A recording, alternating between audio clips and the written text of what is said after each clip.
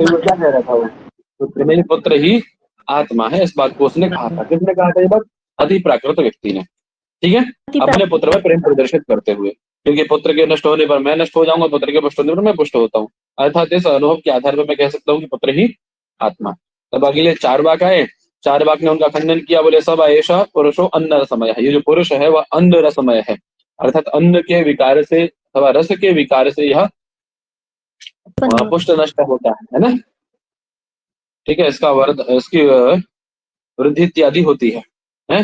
तो और बहुत बार ऐसा होता, एक बार देखा गया है ऐसा कई बार कि कोई व्यक्ति जो अपने पुत्र को आत्मा मानता था, जब उसके घर में आग लगी तो अपने पुत्र को उस घर में छोड़ करके गृहात् स्वपुत्रम परित्यज्य स्वस्य निर्गम दर्शनात् अपने आप को बाहर पहले निकालता है वो। तो ऐसा देखा जाने से, स्वस्य निर्गम दर्शनात् ऐसा देखा जाने से है, और एक अनुभव बोले स्थूलोहम कृशोहम, इस अनुभव के आधार पर कि मैं मोटा हूँ, मैं पतला हूँ, है, मैं नाटा हूँ, मैं गोरा हूँ, मैं ऐसा, इस अनुभव के आधार पर हम कह सकते हैं कि जो स्थूल शरीर सामने दिखाई दे रहा है यही क्या है पंडित जी? यही आत्मा। इसी को आत्मा हम लोग मानते हैं।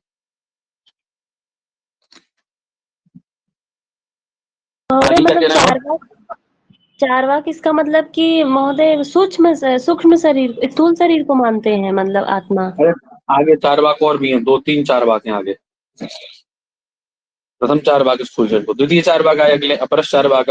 अपर चार वाक क्या कहते हैं? तेह प्राण प्रजापति पितरम एत्य ब्रूयुः। ये जो प्राण है आपका, अंदर जो प्राण रहता है वो प्राण प्रजापति ब्रह्मा के पास जाकर के बोला। अब प्राण यहाँ पे प्राण करके इन्होंने किसको लिया है?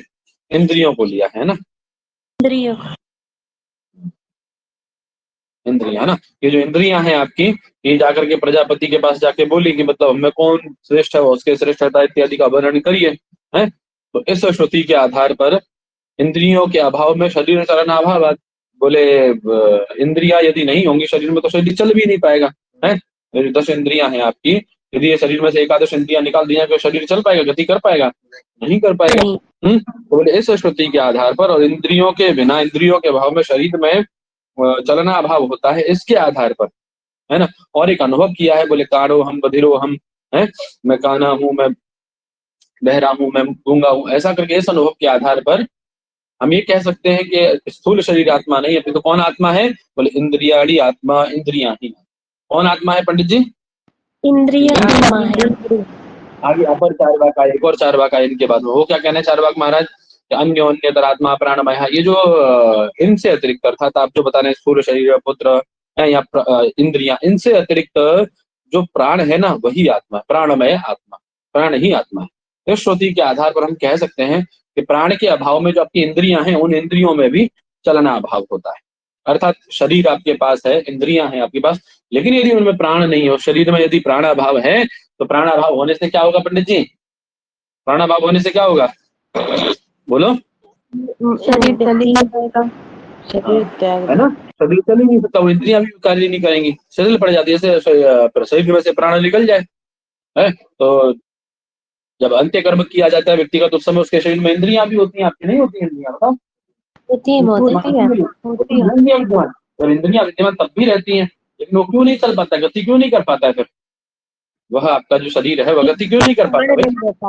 प्राण न रहने के कारण प्राण अभाव होता है, क्योंकि उनमें प्राणाभाव है, उनमें प्राण विद्यमान नहीं रहता। इस कारण से प्राणाभाव के कारण, प्राण के विद्यमान न रहने के कारण, है ना, हम क्या कहते हैं? बोले क्या है फिर? बोले अशनावान हम, पिपासावान, मैं भूखा हूं, मैं प्यासा हूं। इस अनुभव के आधार पर मैं कह सकता हूं कि प्राण ही बात समझ आ गई? इस अनुभव के आधार पर क्या कह सकते हैं हम? ये जो प्राण है अंदर संचरित हो रहा है यही आत्मा। ठीक, एक अन्य चार वाक आ गए। क्या कह रहे हैं चार वाक? अन्य चार वाक आकर के बोले अन्योन्यतरात्मा मनोमय। यहाँ तक हो गया था कल ना, अब यहाँ से आगे चलो। हो गया तो कल हो गया था ना। तो एक अपर चार वाक आए पंडित जी, वो क्या बोले? अपनी नहीं हो अपनी उन्होंने कहानी शुरू की क्या कि ये जो इनसे अतिरिक्त, अर्थात इंद्रिय आत्मा है, या शरीर आत्मा है, या प्राण आत्मा है, इनसे अतिरिक्त अन्योन्यतर, इनसे अतिरिक्त क्या पंडित जी? कौन चीज? अन्योन्यतर आत्मा है। अरे कौन आत्मा है? किसको बताने आत्मा है? मन आत्मा है ना। ये जो मन है ना बच्चों, यही आत्मा। कौन आत्मा है? ये मन आत्मा है। कौन आत्मा है जी? मन आत्मा। आत्मा है। मन आत्मा है ना। बोले इस श्रुति के आधार पर हम कहते हैं, है ना, इत्यादि श्रुते है मनसी सुप्ते प्राणादे अभावात अहम संकल्पवान अहम विकल्पवान इत्यादि अनुभवाच्च मन आत्मा इति वदति है। इस श्रुति के आधार पर मन यदि सो जाता है ना, मन यदि आपका सो जाए, मन यदि मन का अभाव यदि हो जाए तो आपको ज्ञान ही नहीं होगा कोई, समझ रहे ना। मन यदि सो जाए, मन में यदि कोई भावना न रहे, मन यदि निश्चेष्ट हो जाए तो कोई भान ही नहीं होता। वही कह रहे मन से सुप्ते प्राणादि अभाव, प्राणादि का भी अभाव हो जाता है इसमें है। और दो अनुभव करते हैं हम, क्या अनुभव करते हैं? बोले संकल्पवान अहम है, विकल्पवान अहम। ये संकल्प विकल्प का जो अनुभव होता है पंडित जी, ये किससे होता है? मन से होता है। ऐसा अनुभव वाक्य के आधार पर, ऐसे अनुभव के आधार पर हम कह सकते हैं कौन आत्मा है? मन आत्मा। मन ही आत्मा है। जी। आत्मा कैसा है? मन आत्मा। ठीक है, अब आगे आगे बौद्ध, इनका भी खंडन करेंगे। एक दूसरे का खंडन करता जा रहा है, देख लीजिए ना। अब इनका खंडन कौन कर रहे हैं? आगे बौद्ध कर रहे हैं। बौद्ध क्या कह रहे हैं? बोले अन्योन्यतर आत्मा विज्ञान भया। बोले इन सब से अतिरिक्त, मन से, प्राण से, इंद्रियों से, शरीर से, इन सब से अतिरिक्त, ठीक है, जो मनोमय है, मनोमय आत्मा से अतिरिक्त, मनोमय आत्मा से अतिरिक्त जो कुछ विज्ञानमय है, कैसा है? है ना। अर्थात ये कौन है? अच्छा, ऐसा कहने वाले कौन है? बौद्ध दर्शन महोदय। कौन से बौद्ध हैं? विज्ञानवादी। ठीक है, हाँ, विज्ञानवादी है। विज्ञानवादी कौन होते हैं? विज्ञानवादी कौन से हैं? विज्ञानवादी इनमें योगाचार, माध्यमिक, सूत्रांतक और अभिभाषकों में कौन विज्ञानवादी हैं? योगाचार। हैं? योगाचार, ठीक है ना। योगाचार जो है वो विज्ञानवादी होते हैं। इन्हीं का मत है, यही कहते हैं कि मन आदि से अतिरिक्त, उनसे अन्यथा अतिरिक्त जो विज्ञानमय है वही आत्मा है, विज्ञान स्वरूप आत्मा है। इस श्रुति के आधार पर हम कह सकते हैं कि किसी कर्ता के अभाव में, कर्तु अभावे करणस्य शक्ति अभावात, कर्ता का अभाव होने पर, है ना, कर्ता के न होने पर कर्ण में कार्य का अर्थात शक्ति का अभाव होता है। मानिए जैसे बाण है, बाण पड़ा हुआ है, यदि राम न हो, है, राम उस बाण का संधान न करे तो क्या बाली मरेगा या रावण मरेगा?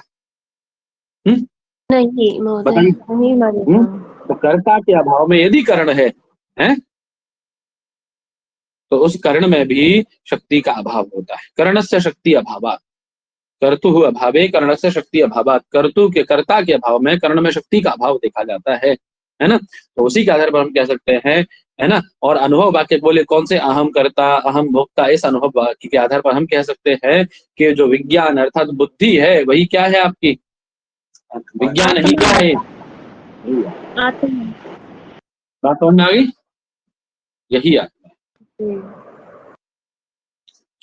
आगे प्रभाकर तार्किक आ गए, है ना। मीमांसा क्या कह रहे हैं? प्रभाकर तार्किक को तो बोले अन्योन्यतर आत्मा आनंदमय। बोले भैया ये जो बहुत आप बात कर रहे हैं ना, ये आत्मा कैसा है? आपका बुद्धि आत्मा है। ये बात आपकी गलत है थोड़ी सी, है ना। इस बुद्धि से अतिरिक्त अर्थात ये विज्ञान से अतिरिक्त आत्मा कुछ और भी है। क्या है उस विज्ञान से अतिरिक्त? तो उसके अंदर रहने वाला अन्य, उससे अतिरिक्त उसके अंदर रहने वाला जो आनंद है ना, समझ रहे हैं? उस विज्ञान यानी बुद्धि में रहने वाला जो आनंद है, वो आनंद ही आत्मा है। वह आत्मा कैसा है? आनंदमय आत्मा। बात समझ में आ गई? जी, है ना। बोले कैसे कैसे कह सकते हैं आप? बोले श्रुते है बुद्ध्यादीनाम ज्ञाने। कोई दिक्कत हो रही है क्या? नहीं भैया। तो कह रहे हैं देखिए, जो आपकी बुद्धि है ना, अच्छा ये बताइए, जब आपकी सुसुप्ति अवस्था होती है तो सुसुप्ति अवस्था में क्या रहता है? केवल अज्ञान रहता है ना जी। अरे बुद्धि का भी विलय, आपके इस विज्ञान यानी बुद्धि का भी विलय कहाँ हो जाता है? विज्ञान यानी बुद्धि का भी विलय हो जाता है ना। कहाँ होता है विज्ञान का विलय? अज्ञान में होता है ना जी। अज्ञान में हो जाता है ना। तो अज्ञान का अनुभव करते हैं फिर आपके कौन अनुभव करते हैं? ईश्वर और प्राज्य, है ना। जी। करते नहीं करते? हाँ, तो वही कह रहे हैं श्रुते बुद्ध्यादीनाम ज्ञाने लय दर्शनात्, बोले हमने देखा है बुद्धि आदि का क्या, अज्ञान में लय, उसको देखने से। और एक अनुभव वाक्य के आधार पे क्या, अहम अज्ञः, अहम अज्ञानी, मैं अज्ञ हूँ, मैं अज्ञान। वो कहता है ना कि अहम सुखम चापसम न किंचित अभिवेदिशम, है सुख पूर्वस्तो, या कुछ भी नहीं जाना। इस अनुभव वाक्य, ऐसे अनुभव वाक्यों के आधार पर हैं जो हजार हजार वर्ष तपस्या करते हैं ऋषि लोग, वो भी क्या कहते हैं उसके विषय में कि हम कुछ नहीं जाने उसके विषय में, है कुछ तो है, कुछ नहीं जाने। लेकिन तो इनके आधार पर हम कह सकते हैं, अनुभव अनुभव वाक्यों के आधार पर, कि अज्ञानम आत्मा, ये जो अज्ञान है यही क्या है पंडित जी, अज्ञान ही। बात समझ में आई? जी सर। पूरी बात है। अब बात आई भट्ट की। भट्ट है ना, भट्ट मत के अनुयायी क्या कहते हैं कि प्रज्ञान घन एव आनंदमयः इत्यादि श्रुतेः सुसुप्तौ प्रकाश अप्रकाश सद्भावात् मामहं न जानामि इत्यादि अनुभवाच्च अज्ञानोपहित चैतन्यम आत्मा इति वदति। किसको आत्मा बता रहे हैं तुम्हारे भट्ट आपके? अज्ञान उपरित चैतन्य को। अज्ञानोपहित चैतन्य को, है ना। बोले प्रज्ञान घन एव आनंदमय, ये जो आपने कहा ना अज्ञान आत्मा है पंडित जी, हैं गुरु जी महाराज, आपने जो कहा ना ये आपका अज्ञानमय आत्मा है, उसमें आनंद का अनुभव आप करते हैं, तो आनंद का अनुभव कैसे होता है तो ही बता रहे हैं। ये प्रज्ञान घन एव आनंदमय है, कैसे होता है पंडित जी? प्रज्ञान घन होने से। क्या होने से? प्रज्ञान घन होने से। प्रज्ञान घन होने से ही आनंद का अनुभव होता है, ठीक है ना। अर्थात जो आप जैसा ज्ञान है आपका, उसका प्रचुरता होना, उसका एकदम सुदृढ़ होना है, उसी से आनंद का, वही आत्मा। इस श्रुति के आधार पर हम कह सकते हैं कि आपकी जो सुसुप्ति अवस्था है ना, तो सुसुप्त प्रकाश अप्रकाश सद्भावात्, सुसुप्ति अवस्था में आपका प्रकाश भी रहता है और अप्रकाश भी रहता है, दोनों के विद्यमान रहने से, प्रकाश अप्रकाश दोनों के सद्भावात्, है ना, दोनों के विद्यमान रहने से सद्भावात्, आगे क्या कह रहे हैं, अहम न जानामि इत्यादि अनुभवाच्च, कि मैं नहीं जानता है किसको। अरे जब आप उस अवस्था में रहते हैं सुसुप्ति अवस्था में, तो सुसुप्ति अवस्था में स्वयं को व्यक्ति नहीं जानता है ना। तो मैं कुछ नहीं जानता या मैं किसी को नहीं जाना, ऐसा ही तो अनुभव होता है। इस अनुभव के आधार पर हम कह सकते हैं कि जो अज्ञान से उपहित चैतन्य है, जीव है ना, वही आत्मा है। ठीक, अब इनके बाद एक और बौद्ध आ जाते हैं, वही बात खत्म हो गई। क्या कह रहे हैं? बोले अतदेव इदम अग्रम आसीत्, एक श्रुति है पंडित जी कि संसार की उत्पत्ति के समय क्या था सबसे पहले, तो संसार की उत्पत्ति हुई तो सबसे पहले क्या था? अग्नि, क्या जल, था? असत नहीं था। असत मतलब शून्य था, सब कुछ नहीं, शून्य, है ना, शून्य। ये जगत कैसा था? संसार शून्य था। इस श्रुति के आधार पर सुसुप्तौ सर्वाभावात् अहम सुसुप्तौ नासमित्युत्थितस्य स्वभाव परामर्श विषयानुभवाच्च शून्यम आत्मा इति वदति। जो शून्यवादी बौद्ध हैं उन्हीं का मत है ये पंडित, है ना। ये शून्यवादी बौद्ध है, क्या कह रहा है पंडित? ये श्रुति के आधार पर सुसुप्ति में सब कुछ का क्या हो जाता है? सुसुप्तौ सर्वाभावात्, सुसुप्ति में सभी का अभाव हो जाता है ना। ठीक है, और अभाव हो जाने से और क्या कह रहे हैं?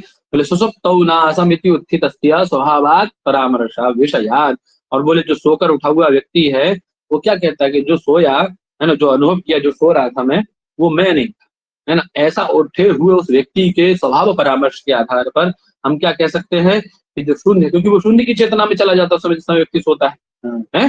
तो इस अभाव के परामर्श के विषय को लेकर के हम क्या कह सकते हैं पंडित जी, कौन आत्मा है? बोले शून्य शून्य ही आत्मा है। बात समझ आ गई? जो शून्य है वही आत्मा, ठीक है। अब यहाँ से आगे ये सबकी बातें यहाँ तक आपकी क्लियर है ना, अर्थात अति प्राकृत व्यक्ति से लेकर के आपने शून्यवादी बौद्ध तक की बातें जानी है ना। अब क्या कह रहे हैं? ईश्वर चैतन्य सामान्यतया, अच्छा टीका आ गई है, बात समझ में आ गई सबको? दी तो महोदय ये जो पंक्ति थोड़ी सी है ना, स्वभाव परामर्श विषय अनुभवश्च, ये वाला एक बार क्लियर कर दीजिए थोड़ा सा। हाँ क्या? महोदय जो बौद्ध मत में अभी बताया ना, तो ये जो थोड़ा सा है स्वभाव परामर्श विषय अनुभवश्च, ये वाली पंक्ति थोड़ा सा फिर से बता दीजिए। हाँ।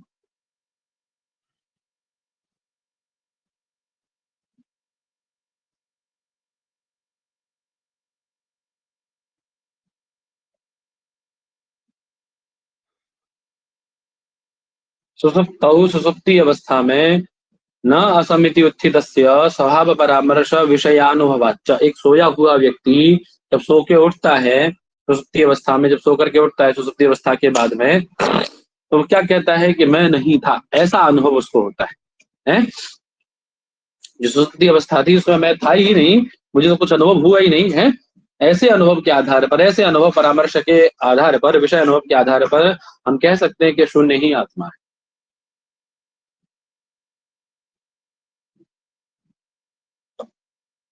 ठीक है जी महोदय।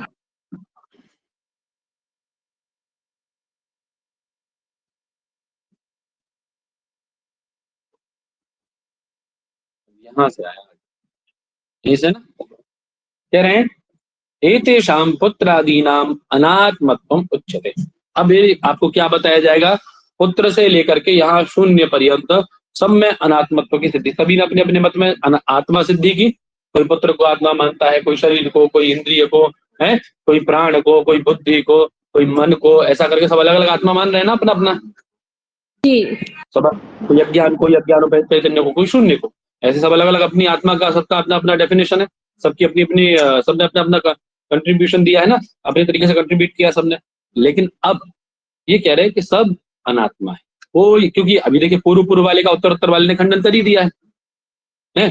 पुत्र को आत्मा मानने वाले जो थे उनका खंडन आगे आने वाले शरीर वाले ने किया, शरीर को जो आत्मा मानते थे उनका इंद्रिय वाले ने, इंद्रिय वाले का प्राण वाले ने, ऐसा करके सबका खंडन किया है ना।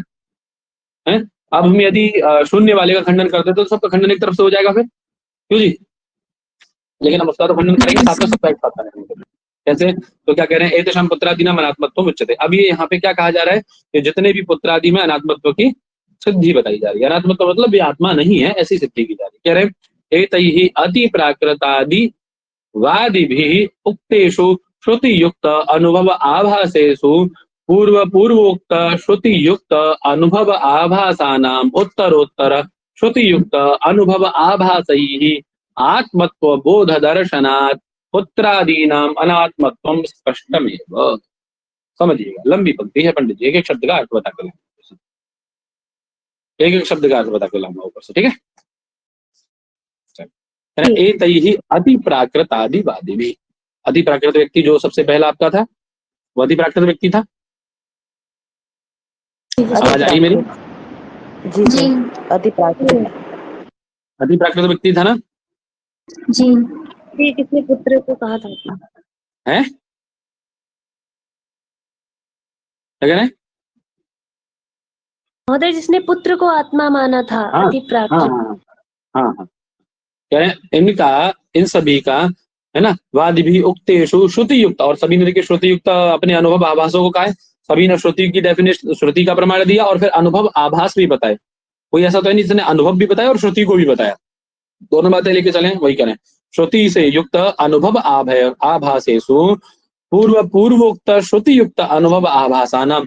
जैसे मान लीजिए मैंने अपने पूर्व वाले का खंडन किया, जैसे उन्होंने एक चार्वाक ने पूर्व अति प्राकृत का खंडन किया है ना, और उसके बाद आकर के क्या बोलते हैं आपके बौद्ध ने चार्वाक का खंडन किया है ना, एक चार्वाक ने, अपर चार्वाक ने पूर्व चार्वाक का खंडन किया, ऐसे किया ना उन्होंने। वही कह रहे श्रुति युक्त जो अनुभव आभास थे उनका पूर्वोक्त श्रुति युक्त अनुभव आभासानाम उत्तरोत्तर श्रुति युक्त अनुभव आभास ही अनात्मत्व बोध दर्शनात्। सभी ने अपने अपने में ऐसा दिखाया ना, अर्थात अपने श्रुति युक्त अनुभव आभासों के द्वारा पूर्व वालों का खंडन सबने किया, करके आए ना ऐसा। अपने श्रुति युक्त अनुभव आभास के आधार पर उन्होंने किसका खंडन किया है? पूर्वोक्त श्रुति युक्त अनुभव आभासों का खंडन किया है, नहीं किया है? और इनमें अनात्मत्व दिखलाया है ना सबने, अनात्मत्व बतलाया है ना सबने, बोलिए। अनात्मत्व, वही अनात्मत्व क्या कुछ कह रहा है कोई क्या? नहीं महोदय, एक दूसरे ने बताया कि एक दूसरे का खंडन करते हैं कि आत्मा अनात्मत्व बाध दर्शनात्, अनात्मत्व बाध दर्शनात्, अनात्मत्व का अर्थात आत्मा का बाध दिखाई देना, आत्मा का निषेध दिखाई दिया है ना, आत्मत्व निषेध दिखाया ना उन्होंने, दर्शनात् देखने से, पुत्रादि नाम अनात्मत्व स्पष्टमेव, तो पुत्र आदि में आपके शून्य पर्यंत अनात्मत्व तो स्पष्ट है ही है, वो तो आत्मा है नहीं, इतनी तो पक्की बात है, वो आत्मा नहीं है। अब आगे क्या कह रहे हैं, किंच से दोबारा उठा रहे, कह रहे किंच प्रत्यक स्थूल अचक्षु अप्राण अमन अकर्ता चैतन्यम चिन्मात्रम सत इत्यादि प्रबल श्रुति विरोधात् अस्य पुत्रादि शून्य पर्यन्तस्य जडस्य चैतन्य भास्यत्वेन घटादिवत् अनित्यत्वात् अहं ब्रह्मेति विद्वत् अनुभव प्राबल्याच्च तत् श्रुतियुक्त अनुभव आभासानां बाधितत्वात् अपि पुत्रादि शून्य पर्यन्तम अखिलम अनात्मैव। ना पढ़ लिया, उसके बाद अब देखो एक करके समझते आते हैं उसको, है ना, एक शब्द का। ऊपर वाला पैराग्राफ समझ में आ गया यहाँ तक का सबको? जी सर। जी सर। है? जी सर।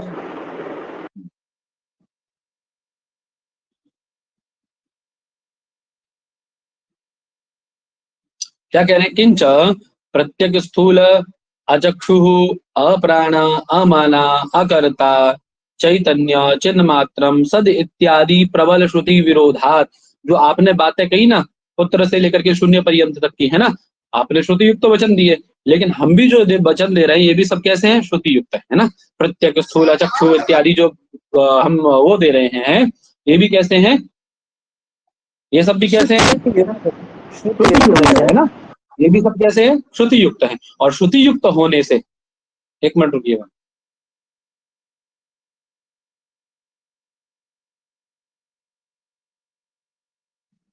हाँ जी आवाज आ रही है मेरी? आ रही है। जी सर आ रही है। तो उन्होंने सबने श्रुति युक्त प्रमाण दिया है अपना अपना, श्रुति के आधार पे बातें कही है सारी उन्होंने सबने, कही है नहीं कही है बताइए, हैं? अब हम भी अपना जो उदाहरण वो दे रहे हैं, उदाहरण दे रहे हैं, हम भी जो दृष्टांत दे रहे हैं वो सब श्रुति के हैं। तो प्रबल श्रुति विरोध है कि नहीं है? एक श्रुति कहती है कि प्रत्येक आत्मा है, अस्थूल है, अचक्षु है, अप्राण है, अमना है, अकर्ता है, चैतन्य है, चिन्मात्र है, सत है, जैसा हम दे रहे हैं उदाहरण। आपने अज्ञान कहा था, हमने सत कहा है। ये अब ऐसा होने से इत्यादि प्रबल श्रुति विरोधात, क्या हो रहा है इससे, प्रबल श्रुति विरोधात, प्रबल श्रुति विरोध हुआ। सामान्य आपने भी श्रुति का उदाहरण दिया, मैंने भी श्रुति का उदाहरण दिया, तो प्रबल श्रुति विरोध हुआ ना परस्पर, हैं? जी सर। जी सर। बताइए, आप कह रहे हैं विरोधात अस्य पुत्रादि शून्य पर्यंतस्य, पुत्र से लेकर के शून्य पर्यंत जितना भी आपने दिया, पर्यंतस्य जड़स्य चैतन्य भास्यत्वेन घटादिवत अनित्यत्वात्। कैसे हैं आपके सारे उदाहरण जो आपने दिए, पुत्र से लेकर शून्य पर्यंत जितने भी चैतन्य के द्वारा प्रकाशित जो उदाहरण हैं, घट से घट के जैसे कैसे हैं, घटादिवत कैसे हैं, जैसे घट अनित्य होता है वैसे कैसे हैं, अनित्य। अनित्य। समझ नहीं बात? इस युक्ति के आधार पर और अहम ब्रह्मेति विद्वद अनुभव प्राबल्याच्च तत्त श्रुति युक्त अनुभव आभासानाम, इसके आधार पर एक तो ये युक्ति दी हमने कि उनके जैसे अनित्य है सारे आपके उदाहरण, और ब्रह्म हमारा कैसा अनित्य है, अरे जैसे घट अनित्य है वैसे ही आपके सारे ये जो पुत्र से लेकर के शून्य पर्यंत जितना भी कहा सब अनित्य है ना, सब खत्म होने वाला है ना, और ब्रह्म तो हमारा ऐसा है नहीं, ब्रह्म तो हमारा नित्य है ना। इस युक्ति के आधार पर प्लस अहम ब्रह्मेति, मैं ब्रह्म हूं, है, इस प्रकार के विद्वद अनुभव प्राबल्याच्च, इस प्रकार के प्रबल अनुभव से, है ना, और बोले तत्त श्रुति युक्त अनुभव आभासन, और जो आपने तत्त श्रुति युक्त अनुभव आभास है, ठीक है, उनका, उन सभी का जो आपने श्रुति युक्त अनुभव आभास कहे ना, अपने अपने अपने श्रुति, किसी ने पुत्र आदि को आत्मा बताते समय बताया कि उदाहरण दिया, किसी ने शरीर को सैव पुरुषो नर समया, किसी ने प्राण को, है ना, आत्मा बताया, किसी ने इंद्रियों को आत्मा बताया, सबने अपने अपने श्रुति युक्त अनुभव आभास कहे, है ना। तो आपके जो तत्त श्रुति युक्त अनुभव आभास हैं, उनके बाधितत्वात्, उनका बाध हो जाने से, उनका बाध हो गया यहाँ पे, ठीक है, बाधितत्वात् अपि पुत्रादि शून्य पर्यंतम अखिलम अनात्मैव, बोले पुत्र से लेकर शून्य पर्यंत कुछ भी नहीं है, आत्मा तो ही नहीं है, सब अनात्मा है, क्या है सब कुछ ये? पंडित जी अनात्मा है। अनात्मा। अनात्मा। समझ में आया दूसरा पैराग्राफ? जी जी सर। जी हाँ, जी सर। अब बोले फिर हाथ जोड़े खड़े हो गए सब, बोले भैया इतना बेइज्जत ना करो, मैं इतना जलील ना करो, हैं बताओ आप ही क्या है आत्मा। हाथ जोड़े खड़े हो गए वेदांती महोदय के सामने सब। कह रहे हैं अतः, अब बताते हैं, कह रहे हैं अतः तत्तदभासकम। तत्तदभासकम मतलब पुत्र से लेकर शून्य पर्यंत उन सबको आभासित करने वाला, उन सबको प्रकाशित करने वाला। ठीक है, उन सबको क्या करने वाला पंडित जी? उन सबको प्रकाशित करने वाला कौन? प्रकाश। नित्य शुद्ध बुद्ध मुक्त सत्य स्वभावम प्रत्यक्ष चैतन्यम एव आत्मा। बोले उन सबको प्रकाशित करने वाला जो नित्य स्वरूप शुद्ध शुद्ध बुद्ध मुक्त तथा सत्य स्वभाव वाला है, प्रत्यक्ष चैतन्य ही क्या है? आत्मा है। और वही क्या है? वस्तु है। समझ नहीं बात? वही वास्तविक तत्व है। ऐसा मैं नहीं कह रहा हूँ, ऐसा मैं सदानंद नहीं कह रहा हूँ। कौन कह रहा है अभी? तो वेदांत विद्वद अनुभव, ऐसा प्रत्येक विद्वानों का अनुभव है, सामान्य किसी अरे गहरे नथु गहरे ने नहीं कहा है ना। यही क्या है? वेदांत विद्वानों का अनुभव है। यही क्या बताया आपको? एवं अध्यारोप, यही अध्यारोप है। अब वस्तु का ज्ञान हो गया आपको कि वस्तु क्या है।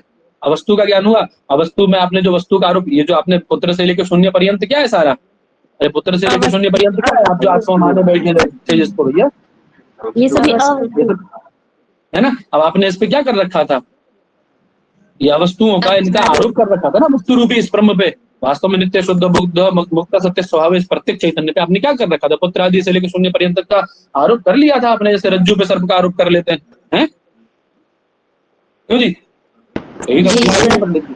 वस्तु नहीं वस्तु आरोप, वस्तु पे वस्तु का आरोप इस नित्य बुद्ध शुद्ध नित्य शुद्ध बुद्ध मुक्त सत्य स्वभाव स्वरूप प्रत्येक चैतन्य पर पुत्र से लेकर शून्य पर्यंत तक का जो आरोप आपने किया था, यही अध्यारोप। अध्यारोप ज्ञान हुआ आपको? जी अध्यारोप का बोध हो गया अब आपको? जी सबको समझ में आया?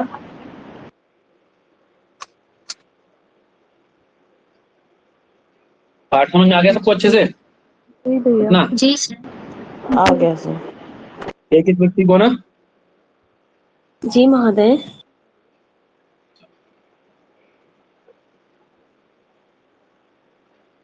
बोर तो नहीं हो रहा? आनंद आ रहा है पढ़ने में? अच्छा लग रहा है महोदय।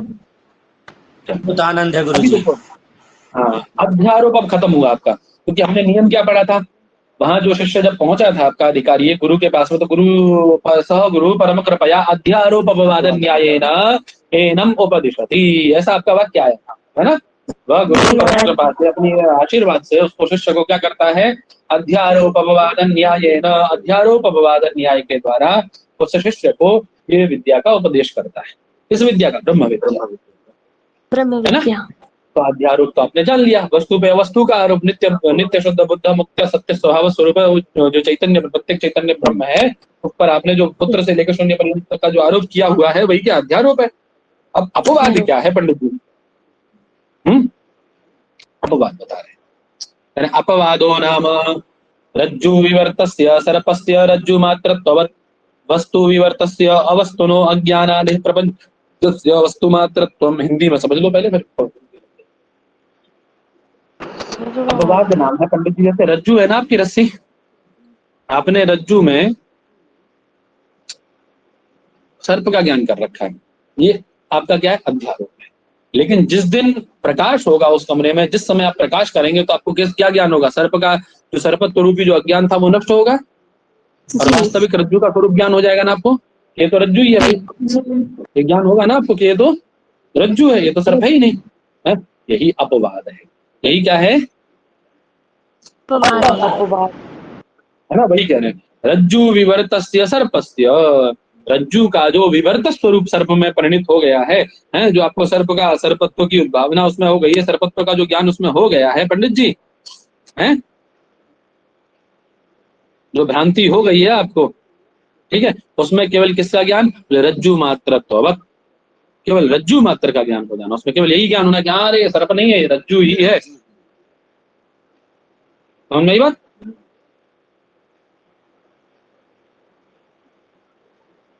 ठीक है। मतलब रज्जु से अतिरिक्त कुछ नहीं है। वस्तु में जो अवस्तु का ज्ञान आपको हो रहा था उसमें मात्र वस्तु का ज्ञान। क्लियर हुई बात? जी। है ना? अर्थात जो अवस्तु स्वरूप जितना प्रपंच है आपका, वही कह रहे हैं अज्ञान आदि है प्रपंचस्य अवस्तु मात्रत्वम। अज्ञान आदि जितना प्रपंच दिखाई दे रहा है ना अपने चारों तरफ, केवल इसमें क्या रह जाना, केवल मात्र एक वस्तु का रह जाना। इसमें मात्र एक केवल आपको उस नित्य शुद्ध बुद्ध मुक्त सत्य स्वभाव स्वरूप प्रत्येक चैतन्य मात्र का रह जाना ही क्या है? अपवाद है। यही है। बात क्लियर हो गई सबको कि अपवाद क्या है? जी जी सबको क्लियर हुई? जी।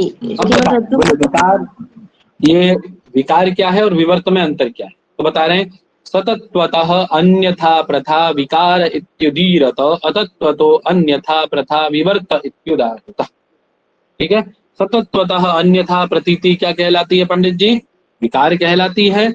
और अतत्वता अन्यथा प्रतीति विवर्त कहलाती है। सतत्वता अन्यथा प्रतीति मतलब जैसे मान लीजिए दूध है, आप दूध लिए, दूध में थोड़ा सा वो डाले, दही डाले थोड़ा सा, 1 चम्मच, और वो क्या बन गया? सुबह में दही दही बन गया, है ना? तो जो गुण, जो तत्व इसमें थे, जो तत्व इसमें थे, वो तत्व दूध में, दही में आए कि नहीं आए? सतत्वता अन्यथा प्रतीति हुई ना?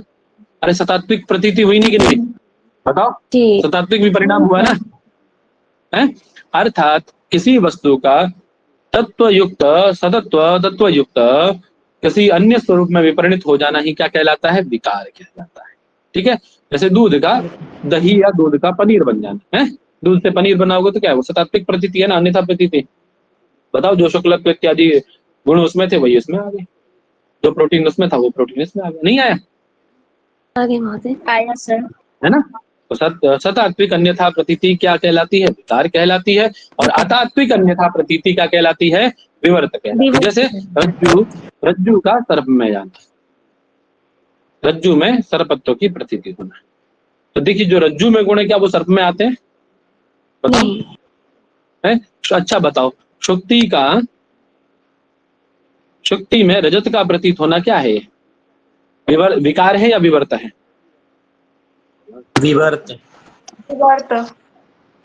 सुन के बोल रहे हो बेटा? जी महोदय, बाद वाले लोग सुन के बोलना है।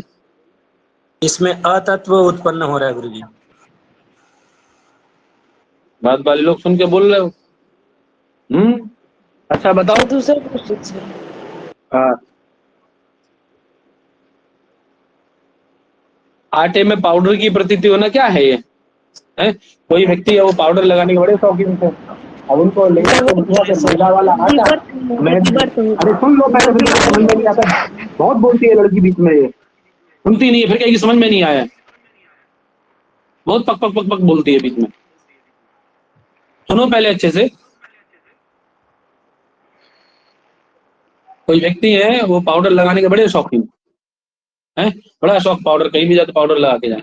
अब पाउडर बहुत महंगा पड़ रहा था, तो क्या किया किसी ने, तो वैसा व्हाइट आटा रखा हुआ था और उसी में थोड़ा सा केमिकल मिलाया, कुछ ऐसा सुगंधित कुछ द्रव्य मिलाया और डब्बे में भर के रख दिया उसी में। अब वो उसी को लगा के चले गए। तो उनको आटे में जो पाउडर की प्रतीति हुई वो कैसी हुई बताओ? आटे का पाउडर के रूप में विपरीत होना कैसा है? विकार है या विवर्त है? विवर्त स्वरूप है पंडित जी। अरे जो गुण पाउडर में है वो थोड़ी ना आटे में आ जाएंगे महाराज, जो गुण पाउडर में वो थोड़ी ना आटे में आ जाएंगे। आपको भ्रांति कराई जा रही है, तो भ्रांति है ना, सीधी सीधी भ्रांति है भाई। जी भैया। हाँ, आपने देखा होगा जब आप लोग ऐड देखते हैं, टीवी देखते होंगे तो ऐड आते हैं ना, बीच में मध्य में ऐड आते हैं।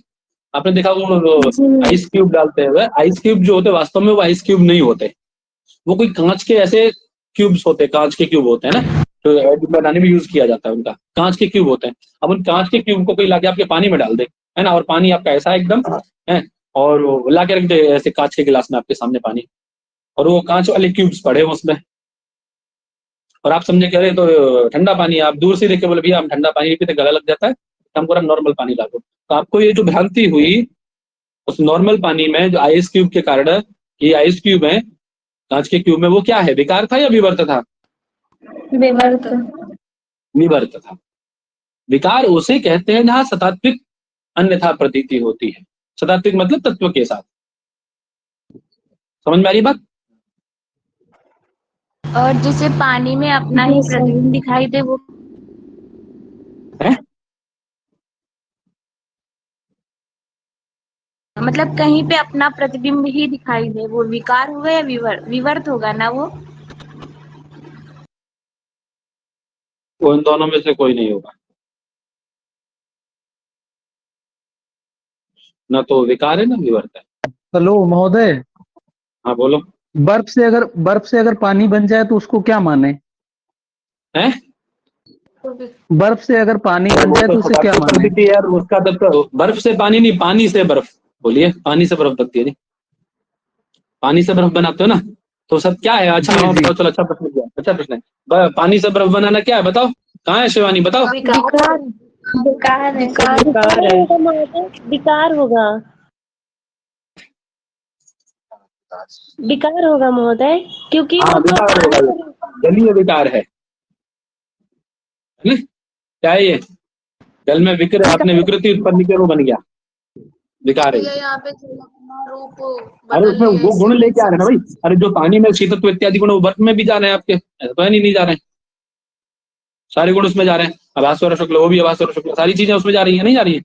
अर्थात गुणों के युक्त सहित में यदि कोई द्रव्य किसी दूसरे स्वरूप में विपरिणित होता है, ये समझ लो, द्रव्य कोई भी द्रव्य आपका यदि अपने गुणों के साथ किसी दूसरे रूप में चला जाता है तो ये क्या है? विकार है। और अपने गुणों को छोड़ करके उसमें मतलब भ्रांति आपको हो रही है केवल, वो वास्तव में वैसा हुआ नहीं लेकिन केवल भ्रांति है, वो क्या है? विवर्त है। ठीक है? जैसे किसी वृक्ष, कोटर इत्यादि का किसी पुरुष के रूप में प्रतीत होना, ये क्या है? आप अंधेरे में जा रहे हैं, आपने देखा कोई झाड़ है, झाड़ हिल रहा है, ये विवर्त होगा महोदय। जानवर है, ये क्या है? विवर्त है। ये विवर्त होगा।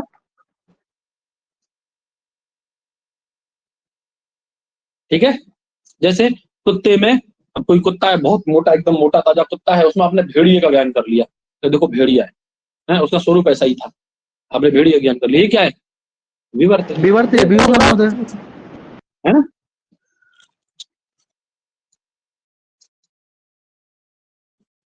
बात क्लियर होगी सबको?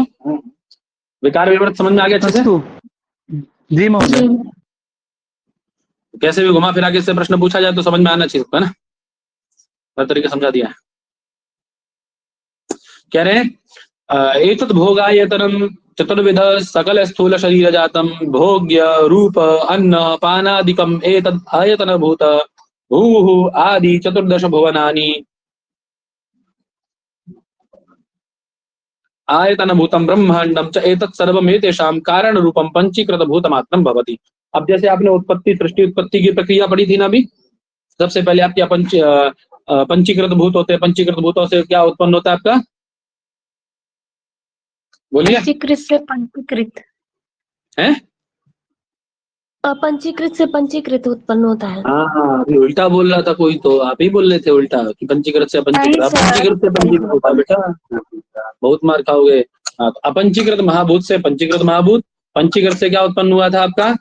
ब्रह्मांड, चतुर्दश भवन, ब्रह्मांड, उसके अंतर्गत रहने वाले मनुष्य, चतुर्विध स्थूल शरीर, उनके अन्नपान आदि की व्यवस्था, ये सब था ना? तो वही विनाश क्रम बता रहे हैं, उससे उल्टा होगा। ये तो उत्पत्ति क्रम था, उससे एक एक में विलय होता चला जाएगा तो क्या है? विनाश क्रम हो जाएगा ना आपका, वही बता रहे हैं। ठीक है? वही कह रहे हैं, बोले इन सब के भोग का आयतन जो चतुर्विध स्थूल शरीर है वो है ना, उनके निमित्त जो होने वाली भोग की अन्नपान आदि की व्यवस्था है ना, उनके आयतन भूत है ना, भू आदि चतुर्दश भुवन, ठीक, भूतम और ब्रह्मांड, ये सब कहाँ जाके मिल जाते हैं? किसमें विलय हो जाते हैं? बोले इनके कारण रूप पंचीकृत भूत में केवल क्या शेष रहता है? फिर ये सब मिल जाते हैं उसमें जाकर, तो केवल पंचीकृत भूत मात्र शेष रह जाते हैं।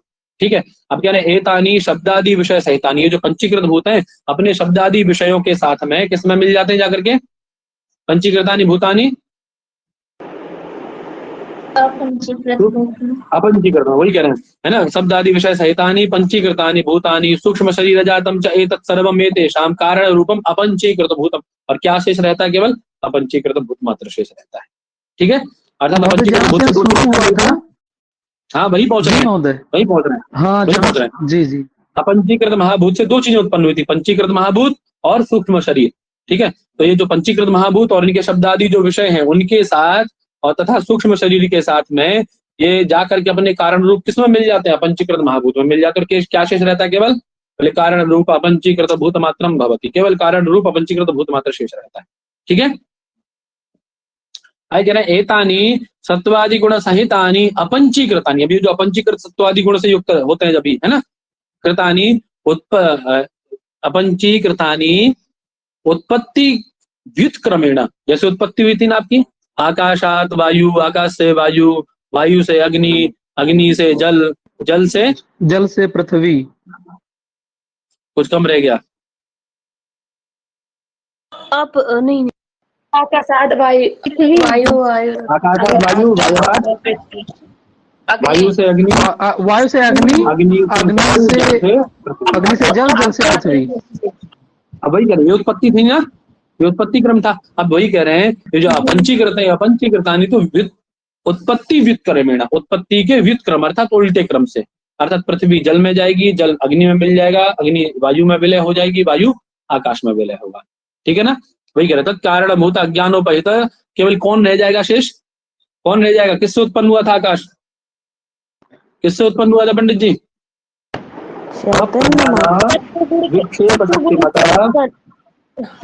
प्रधान विक्षेप शक्तिमत अज्ञानोपहित चैतन्य से उत्पन्न हुआ था ना।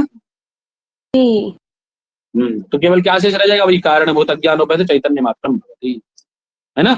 और यह भी जो अज्ञानोपहित चैतन्य है ना आपका, विक्षेप शक्तिमत, वही कह रहे हैं एतद अज्ञानम अज्ञानोपहित चैतन्यंच ईश्वरादिकम, जितने भी आपके ईश्वर से लेकर के और आपके वैश्वानर विराट इत्यादि सब, ये सब किसमें, बोले ईश्वरादिकम एतद आधारभूतम, इनका आधारभूत कौन है, जो अनुपहित चैतन्य है, उपहित चैतन्य है ना सारे आपके, और इनके आधारभूत अनुपहित चैतन्य स्वरूपम तुरीयम ब्रह्म मात्रम भवति, केवल कौन शेष रहता है, तुरीय चतुर्थ अद्वितीय, ये जो अपना नित्य शुद्ध बुद्ध मुक्त सत्य स्वभाव ब्रह्म मात्र शेष रहता है।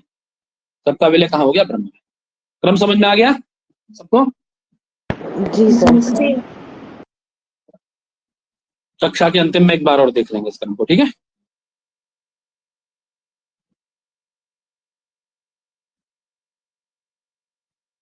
चलें आगे। जी भैया। जी महोदय। अब तत्व पदार्थ का, तत्व और त्वम पदार्थ का शोधन किया जाएगा, है ना। तत्वमसी वाक्य है ना आपका, इसमें तत्व और त्वम दो पदार्थ है, दो पद हैं, दोनों पदों के अर्थों का शोधन करेंगे। ठीक है पंडित जी।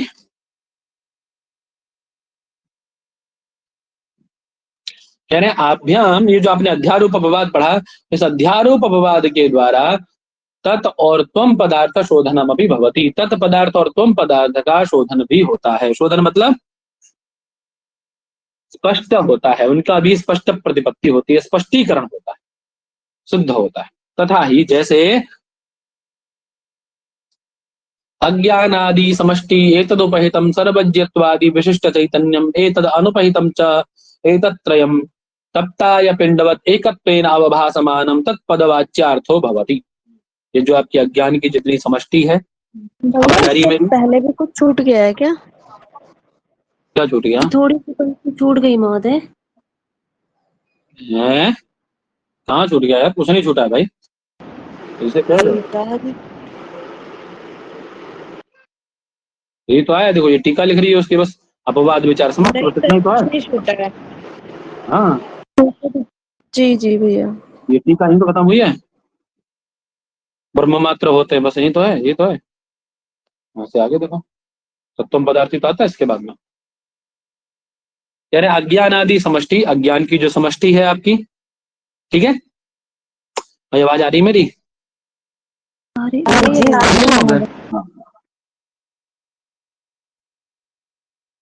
आपके जो भी सूक्ष्म एतत् उपाध्यु उपहिता आधारभूत अनुपहितम चैतन्यम तद लक्षण, ये वाला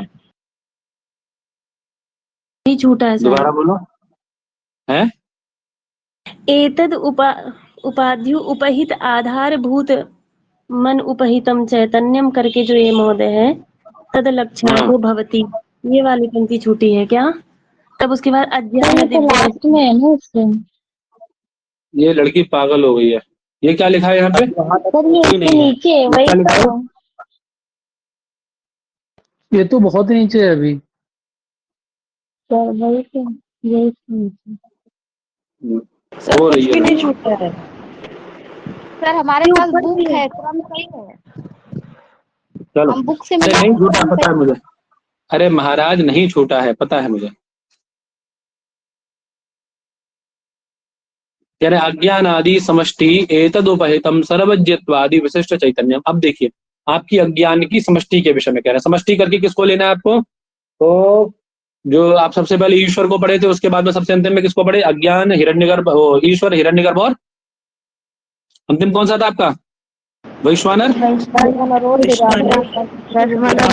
है ना, वैश्वानर विराट इत्यादि, है ना? जी। तो यहां से लेकर के ये जो पूरी समष्टि है ना आपकी, तीनों प्रकार के जो आपके कारण शरीर, सूक्ष्म शरीर और स्थूल शरीर, इनकी समष्टि, ठीक है। और इससे उपहित जो आपके चैतन्य, उपहितम सर्वज्ञत्वादि विशिष्ट, सर्वज्ञत्वादि गुणों से युक्त, है ना, विशिष्ट जो चैतन्य है, ईश्वर इत्यादि। और एतद अनुपहितम चैतन्यम, और उससे अनुपहित चैतन्य, ठीक है, विशुद्ध चैतन्य। ये तीन हो गए ना अभी। दोबारा से आपकी समष्टि,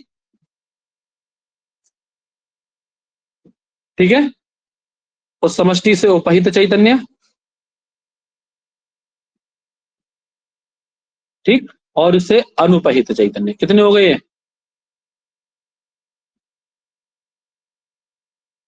बोलो कितने हुए? 3 हुए महोदय अभी। 4 हो गए? 3 महोदय।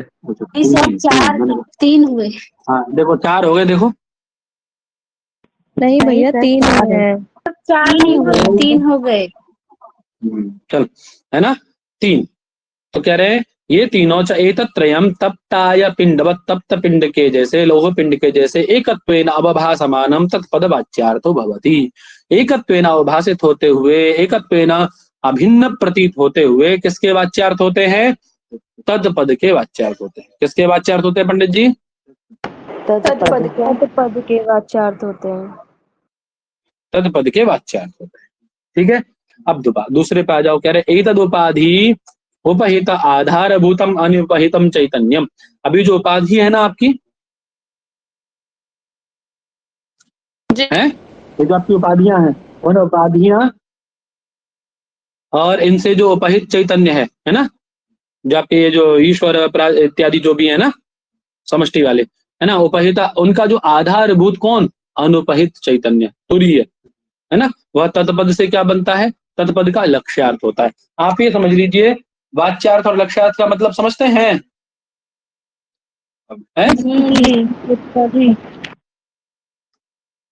जैसे एक शिक्षक हैं, वो बोर्ड पे, अपने डिजिटल बोर्ड पे मछली दिखाते हैं, शार्क मछली दिखाते हैं, हाथी का फोटो दिखाते हैं और आपको हाथी का ज्ञान करा देते हैं, या डायनासोर का फोटो दिखाते हैं और आपको किसका ज्ञान कराते हैं?